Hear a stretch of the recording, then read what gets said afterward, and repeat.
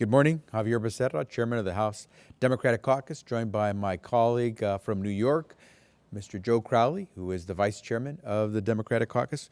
We had a good meeting where we discussed principally the President's remarks yesterday in the State of the Union. I think most of us were not only thrilled to hear that the President will focus on the middle of America and make sure that our economics are focused on the middle of America, as the President called it, middle-class economics, but that he laid out specific proposals as to how we make sure that the driving force for our economic return, the middle class, will now get to see even more benefit. Because while everyone has seen some benefit, and the American public is beginning to talk about how we're back, we know that there's still folks who haven't felt that prosperity the way others have. Great to know. We've had 11 million jobs created, more than 58 consecutive months of job creation. That's a record. Our country has never seen that. We are watching gas prices continue to fall. Who could complain about that?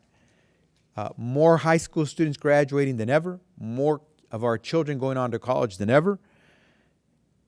That stands in stark contrast to where we were right after the Wall Street burnout that caused the biggest recession our country has faced since the Great Depression in the 1930s. And so we were pleased to hear that the President says community colleges, they should be tuition free for all those young Americans who want to go to college and for all their parents who are finding it hard to afford to send their kids to college. We're pleased that the President is saying we should not be the only industrialized country in the world that doesn't offer paid sick leave to its employees. Critical to know that you don't have to worry about being too ill to work, but you can't afford to not go, or having a child who's very sick and you can't afford to miss work when your child should be at home. And so we're pleased about that. And the President talked about making sure our tax policies, that tax code that so many families fear, works for them, not against them, and that everyone contributes to paying their taxes, not just those who earn a paycheck. And so at the end of the day, I think the President made it very clear. It's about putting the middle class, paycheck-earning Americans first, not last when we think about policy here in Washington, D.C. Washington, D.C. should not be in its own bubble, and we have to make sure that we're heeding what's going on. We've seen the economy, the GDP, grow by about 12% in recent years. We've watched as Wall Street has had increases of close to 100%. Corporate profits up over 40%.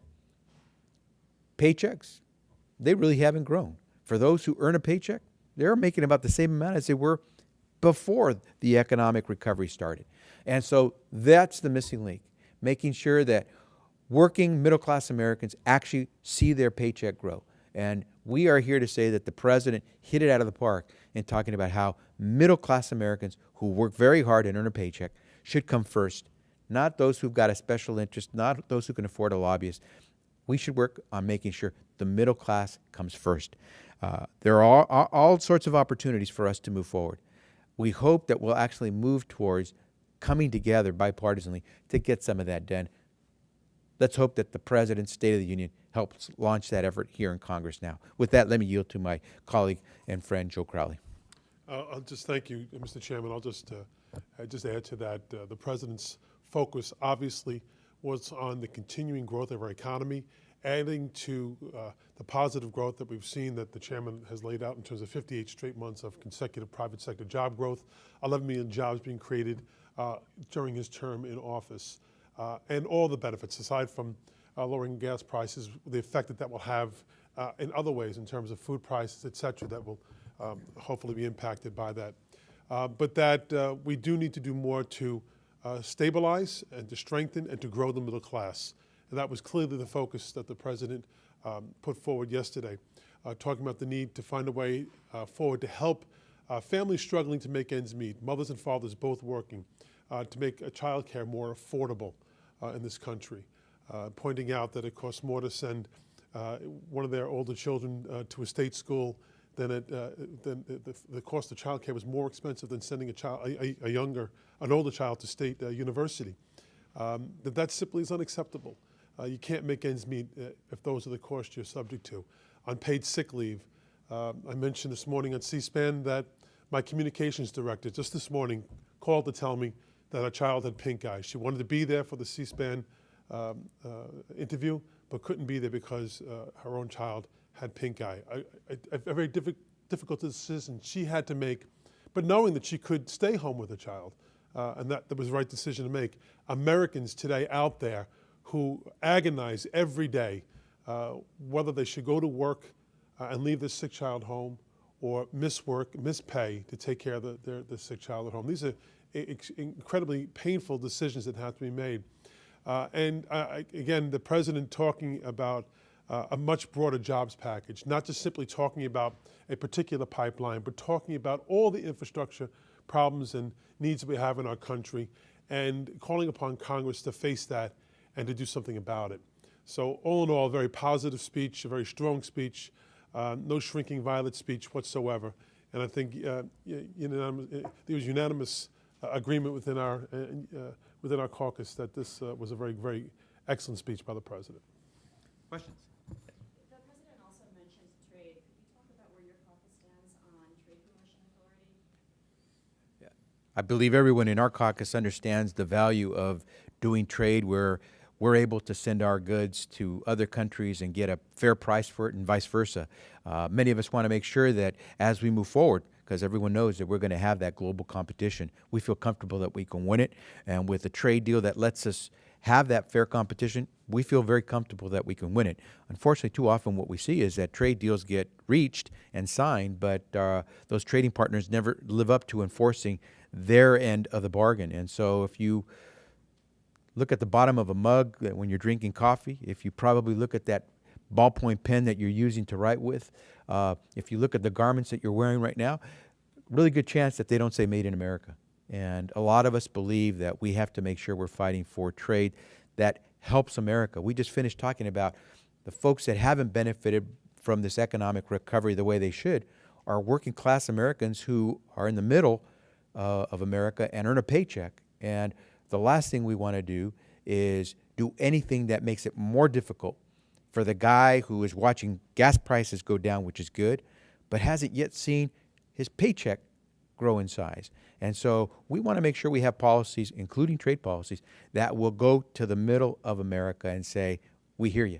And so we believe the president is prepared to work with Congress to put forward a trade deal with, whether it's with the Pacific Rim countries or whether it's with our friends in Europe, that will actually make sure that we have smart deals that are enforceable and that will open up those markets to our manufacturers so we create good jobs here at home. If we do that, it is a win-win to be able to have trade. And we hope that we're able to head in that direction bipartisanly, working with the president. If I could just comment. I think clearly there's skepticism within the Democratic caucus on trade, but I would say there's also growing skepticism within the Republican caucus on this as well.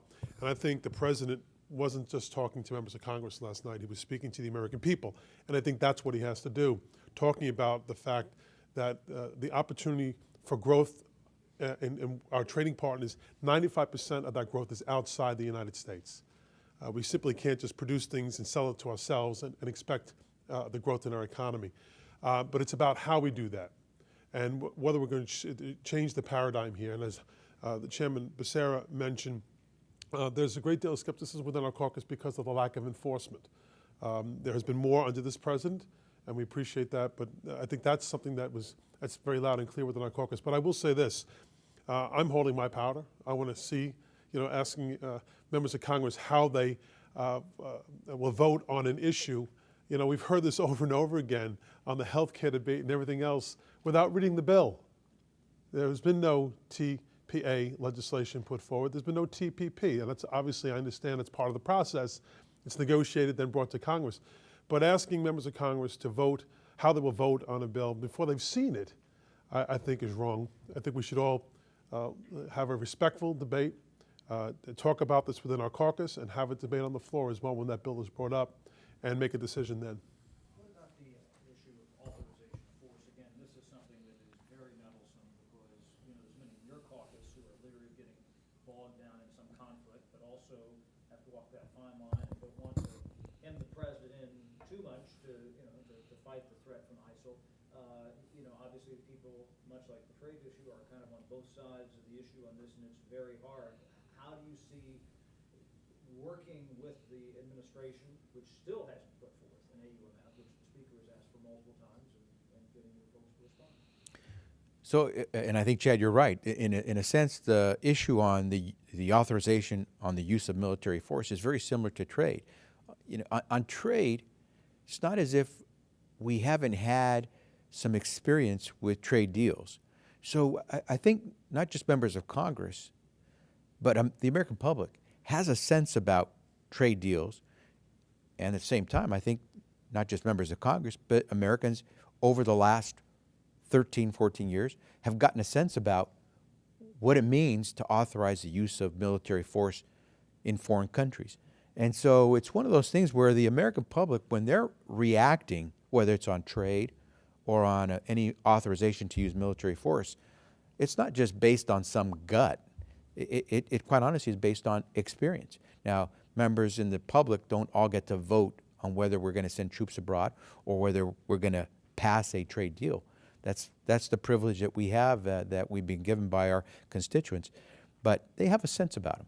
And just the way there's an apprehension in America about trade deals, because while some have seen the benefits of these trade deals, many Americans would tell you that they lost their business, they lost their job because the work went overseas. And so on the authorization to use military force, I suspect there's almost unanimity in the Congress that the President needs to come to Congress to get that authorization. And the Congress has to act, one way or the other, yay or nay.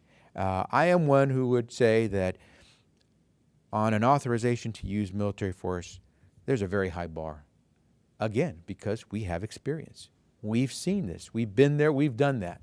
And if I know what the mission is, if I have a sense of how we can say we've achieved it, because I have no doubt that our men and women in uniform will achieve the goal if they're told what it is, then I will give it all due consideration. I gave the President back in September, October, I think it was, the authorization he asked for temporarily to try to start the process to deal with ISIL and the barbaric groups that are out there right now killing innocent people. But it was a short timeline. It was a short leash. And so my sense is, well, we should come up here and have that discussion and a debate, whether the President puts forward what he would ask Congress to vote on, or whether we in Congress, which quite honestly, it's our responsibility, to draft the authorization. I would say that one way or the other, it's got to be a clear mission. If the President expects me to give authorization to do anything with our military beyond what he's already done. And if I can follow up briefly, where is the daylight when you take the temperature of your caucus, either one of you here, and there are some members who are genuinely, deeply skeptical of going in and getting committed to something. Where is the daylight between what the President has talked about with ISIS and where they are? I don't believe that you see that much daylight. I believe most people appreciate, in fact, the President said in the State of the Union very well, we haven't just jumped into these things, reacting rashly. He's thought it through. And the result is that today, most of our combat troops are home from Afghanistan, and all of our combat troops are home from Iraq. Our troops did what they were instructed to do. Their mission was to set up in Iraq a country that was stable enough so that the people of Iraq could prove that they wanted to be a country, a nation together. That they blew it is not our troops' fault. Unless we're going to go in there and essentially be their mommy and daddy and be their nanny as they decide whether they want to be Iraqis versus Sunni or Shia or Kurd or whatever else. I don't think that should be the mission of our troops. And so I don't think there's a lot of daylight. The President has been very specific. He wants a clear mission. We hope that any authorization would make that very transparent to everybody. There's a clear mission. I think that'll give every member a chance to be able to vote comfortably, confidently, yay or nay, on whether we should go forward. And given that the President has requested that Congress consider giving him the authorization, I think the President's saying, Congress, we're partners in this. So a yay or nay is important. If you say nay, You've set the course. If you say yay, we'll fulfill the mission. Mr. Vice Chair. Thank you, Mr. Chairman. I think the president has been true to his word, ending the conflicts in our military presence in Iraq, now in Afghanistan. But we do have to respond to challenges when they arise. And particularly here in ISIL, the president has said last night that he'd like an AMUF to match the resolve of the men and women who are overseas and our partners overseas who are fighting ISIL at this point in time. But I think the chairman is right in that members of Congress are looking for definition, understanding it's not open-ended. The president said that last night as well. But I think for the dignity of the Congress, it is our responsibility, and we need to hold a vote on this. Regardless how people vote, it's a responsibility of Congress to do that, and I think we ought to do it. Next week, Congress is likely to vote on a border security measure sponsored by Homeland Security Chairman Mike McCall. There's some discussion about whether members want this to be part of a larger series of immigration bills. There's not commitment from leadership that this wouldn't be just a standalone. If there was some certainty that this would be part of a piecemeal approach and it could be the first step in getting the ball rolling again on immigration legislation, would you at all be inclined to support it? You know, what's interesting is for quite some time, nearly half of the Congress has been ready to fix our broken immigration system with a common sense approach. Senate in the last Congress passed a bill by a vast majority, bipartisanly. The House had the votes, but Republican leadership refused to give members a chance to vote on the floor on that legislation. What the Republican leadership in the House and Senate will do, it's not quite clear. We do know that there is a deep desire and readiness on the part of Democrats to move forward fixing the broken immigration system. And so Republicans control this place. It's up to them to show they can lead and come up with solutions. And so we're looking forward to working with them to come up with solutions because we desperately need them when it comes to a broken immigration system. The president, fortunately, took some steps administratively that aren't permanent because it was executive action, but at least helps make a broken system work a little bit better. So whatever the Republicans come up with, we'll take a close look at. We want to try to make it possible for us to say we've made some bipartisan progress on immigration. But at the same time, they shouldn't try to fool anyone. This needs a big fix. And tinkering on the edges doesn't solve it. And trying to avoid dealing with the tough issues is a wimpy way to make policy in Washington, D.C. Maybe you should have said tinkering on the borders. But both the chairman and I were part of a meeting at the White House last week from the Democratic leadership and our counterparts from the Republican side in both the House and the Senate and Democratic leadership as well. And at that meeting, it was remarkable about the amount of time that both the president and the leaders of the House and the Senate Republican caucus talked about the issues that we do agree upon. Yet here we are, I guess, going to the third week of session, and again, nothing but divisive bills. Nothing that brings us together. None of the issues, whether it's cybersecurity, on a jobs bill, infrastructure, on comprehensive tax reform, simplification of the tax code, none of those issues are being debated or going through regular order through the committee. And so the suggestion that maybe this is the beginning of a piecemeal approach, you know, it's a big leap for us to take when there's been no confidence building whatsoever amongst Democrats and Republicans thus far in this early stage. I would have suggested maybe if we were truly looking to be bipartisan and looking to gain Democratic support and confidence building, to work on some of the issues that we know we need to face and we can work on in a bipartisan way to build that confidence up. Yet they haven't done that. To suggest that Mr. McCall's legislation on border security is going to be that attempt is, I think, many of members of our caucus are going to find that very hard to believe. You should ask them how many Democrats they've talked to in formulating this legislation. That'll give you a sense of how bipartisan they're truly trying to be. Mike? Back to trade for a second, because this is an issue that's divided Democrats for many years. That part's not new, but it seems especially fierce this time, I think, because of concerns over wage stagnation and all those things even as Obama was speaking last night, there was a press release that went out from Louise Slaughter, and at 11 o'clock this morning, they're going to push back against fast-track authority. So you have this tension between the White House and liberals in your caucus. With that in mind, how do you think this is something that can pass? Is it something that you can cobble together, like the Cromwell votes, where you're going to lose a lot of liberals in your caucus, but you're going to get the majority of the Republicans, and you can do this? Or is this something that's just not going to happen, unfortunately? Any trade bill always requires bipartisan support, and any trade bill always requires the administration explaining what they're planning to do. Congress has to be the one that signs the deal. The administration can negotiate a deal, but it's not until Congress says yes on the dotted line that you have a deal. And what we've seen develop over the last 20 or 30 years of trade policy is that more and more it seems like Congress is shut out of the process, which means the public is shut out of the process, because if we don't hear much, chances are most of the public isn't hearing much until it's already said and done. And so much will depend on any success of a trade deal on how much consultation there will be with Congress and how much bipartisan effort you'll see in Congress to get a bill done, because without the two of those, it makes it real difficult to move forward, because the apprehensions that the American people feel about trade are reflected here in Congress as well.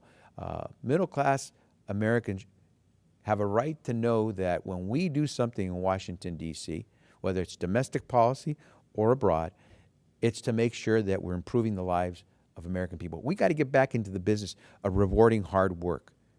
And I believe too many Americans think that Washington, D.C. is divorced from that idea. And trade policy is one where folks get very apprehensive.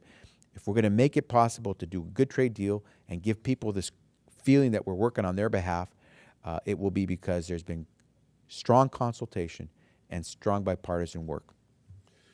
As one who has had a mixed record on trade, did not support the TPA when it was proposed by President Bush, yet supported some of the trade agreements afterwards. I've followed this issue for many, many years, well over a decade. I think the observation you make that there is anxiety within the Democratic caucus, I don't think that's new. I don't think that's something new. Maybe the observation of the heightened level, that's debatable. What I do think is new, though, is the anxiety that is taking place in the Republican caucus. More and more of their members from the right-wing Tea Party who don't believe that the trade agenda is working for their constituency, which is very interesting. I think that puts pressure on the Republicans if they want to pass a bill. They need to start talking to Democrats as to what we would like to see in a TPA, what it is that will make it more palatable, possibly for more Democratic support, and that this is not going to be rammed down the throats of the Democratic caucus. This is up to them to work in a bipartisan way, and if they fail to, I think the legislation will be doomed. I do think that a great deal of pressure now is on the president as well to explain to the American people, if this is the agenda, why it is important for us to do this. And has to go into the heartland as well as to cities like New York and Los Angeles to explain to a constituency, his constituents, our constituents, why it's important for this legislation to pass. Any final questions? Okay, thanks all very much. Thank you all.